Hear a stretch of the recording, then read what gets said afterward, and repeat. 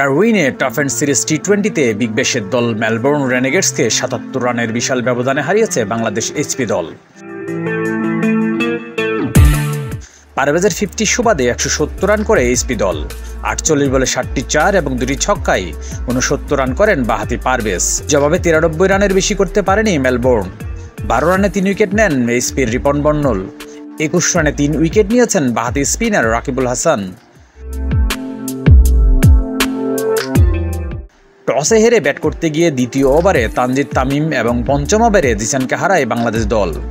৯ বলে ১৭ রান করেন তানজিদ তামিম, ১০ বলে ১০ রান করেন জিসান।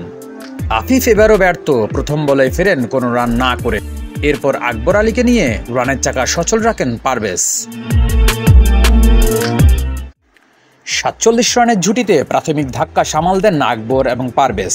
আকবর আউট হওয়ার পর শামীম পাটোয়ারির সঙ্গে ৫০ রানে জুটি করে দলকে শক্ত অবস্থানে নিয়ে যান ইমন। ৬৯ রান করে ইমন আউট হওয়ার পর আবু হায়দার রনি ৮ বলে ১৩ রান করে দলকে শক্ত অবস্থানে নিয়ে যান। চ্যালেঞ্জিং পুঁজি নিয়ে শুরু থেকেই চাপ তৈরি করে বাংলাদেশ, আর এই চাপেই দ্রুত পথ হারায় মেলবোর্ন। হ্যারি ডিকসনকে বোল্ড করে প্রথম উইকেট নিয়েছিলেন আবু হায়দার। বিপিএল খেলা ব্রাউনকে আউট করে দ্বিতীয় শিকার করেন রাকিবুল এবং রিপন ৩টি করে উইকেট নিয়েছেন, আর আবু হায়দার, রনি এবং মুগ্ধ বাকি ৪টি উইকেট নিজেদের মধ্যে ভাগাভাগি করে নিয়েছেন। ৭৭ রানের বড় জয় দিয়ে ভালোই শুরু করলো বাংলাদেশ এইচপি দল।